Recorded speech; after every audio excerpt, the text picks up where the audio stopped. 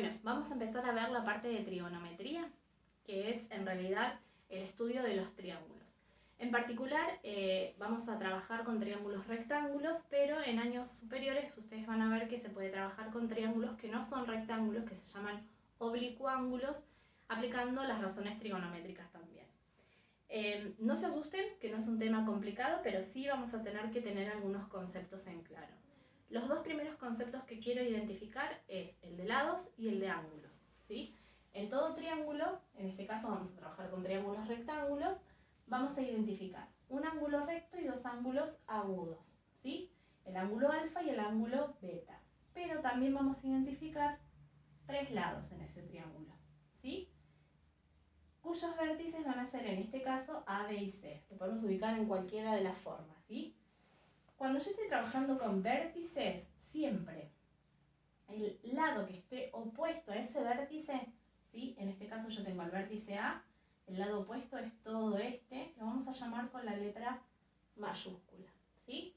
Si estoy trabajando con este B, a su lado opuesto, que va a ser este, lo voy a llamar con B mayúscula.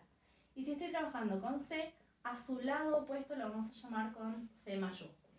Bien, es una forma de identificarlos, nada más. En todo triángulo hay dos relaciones que se dan que son muy importantes. La primera relación es la que trabajamos cuando relacionamos los ángulos. ¿Qué sucede? La suma de los ángulos interiores de un triángulo siempre es 180. Entonces yo sé que alfa más beta más el ángulo recto, que es de 90, me tiene que dar en total, como suma, 180. Como yo ya sé que este ángulo es fijo de 90, los otros dos van a darme entonces los otros 90 que me faltan para llegar al 180. Esta es la propiedad importante en cuanto a los ángulos de un triángulo rectángulo. En cuanto a los lados de un triángulo rectángulo, lo que aplicamos es el teorema de Pitágoras, el famoso teorema de Pitágoras. ¿Qué decía Pitágoras? Pitágoras decía que en todo triángulo había dos elementos que identificar, los catetos y la hipotenusa. ¿Cuál es cada uno en ese triángulo que nosotros tenemos ahí? La hipotenusa siempre va a ser el lado que esté enfrentado al ángulo recto. Entonces fíjense, yo tengo el ángulo recto aquí, el lado que está enfrentado es la hipotenusa.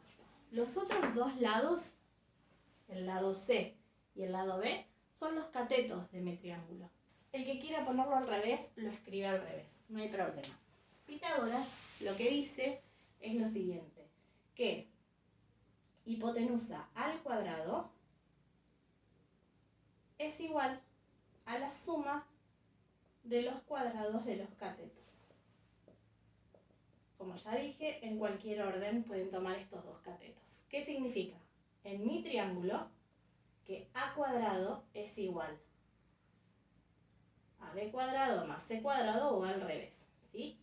Pero no se encasillen en determinar a, b y c, sino que sabiendo que la hipotenusa es la que va enfrentada al cuadrado, los otros dos van a ser los catetos que también van a ir al cuadrado y sumados, ¿sí?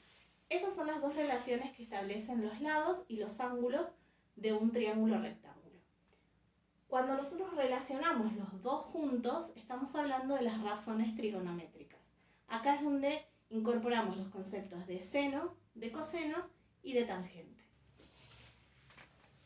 Como ya les dije, en todo triángulo entonces nosotros vamos a poder definir las tres razones trigonométricas con las que vamos a trabajar la trigonometría.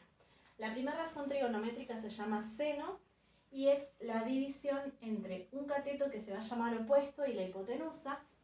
El ángulo con el que vamos a estar trabajando siempre tiene que estar acompañando a la razón trigonométrica, ¿sí? No se lo olviden.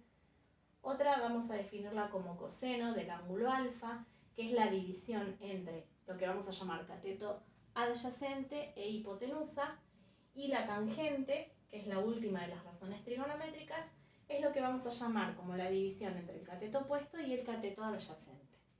¿Qué sucede? Yo acá estoy trabajando con el ángulo alfa, pero también podríamos trabajar con el ángulo beta. Lo que necesitamos reconocer es a qué llamamos cateto opuesto y a qué llamamos cateto adyacente. Fíjense el triangulito que yo tengo aquí. En este triángulo estoy trabajando con el ángulo alfa, ¿sí? Que es el que yo definí en las razones trigonométricas. Vamos a identificar los vértices del triángulo y vamos a identificar las letras de cada uno de los lados, ¿sí? ¿Se acuerdan que era el opuesto en cada caso? ¿Qué sucede? Mi hipotenusa va a ser la que esté enfrentada al ángulo recto, ¿sí? Pero ahora vamos a definir a cada uno de estos catetos. ¿De qué manera? El cateto opuesto va a ser siempre el que esté enfrentado al ángulo que yo estoy trabajando. Fíjense, si yo estoy tomando esta porción, el lado que está enfrentado es el lado B. Entonces, a B lo vamos a llamar cateto opuesto al ángulo alfa. Si yo estoy tomando este ángulo alfa, el otro que me queda, el valor del lado C, es el que va a estar como adyacente, va a estar junto con el ángulo que estamos trabajando. Entonces C pasa a ser el cateto adyacente a alfa, ¿sí? Eso es en cuanto al ángulo alfa. ¿Qué sucede si yo no tengo el ángulo alfa, sino que estamos trabajando con el ángulo beta? En este caso, cuando trabajemos con el ángulo beta, voy a tener que cambiar a lo que llamemos opuesto y adyacente. ¿Por qué? Porque ahora, si bien el valor que tengamos como hipotenusa va a seguir siendo la misma, va a cambiar el valor de los catetos, ¿sí? Fíjense. Y va a cambiar el valor del ángulo con el que esté trabajando. Si yo estoy trabajando con el ángulo beta, el enfrentado va a pasar a ser C, entonces el opuesto va a pasar a ser C, y el que esté seguido con el ángulo va a pasar a ser B, o sea que el adyacente va a pasar a ser, en este caso, el lado B. Me cambia los dos valores porque estoy trabajando ahora con el ángulo beta. ¿Por qué es importante esto? Porque depende con el ángulo que yo estoy trabajando, voy a tomar o un lado o el otro, ¿sí? No va a ser siempre lo mismo, dependiendo si tengo el ángulo alfa o el ángulo beta, va a cambiar el opuesto y el adyacente.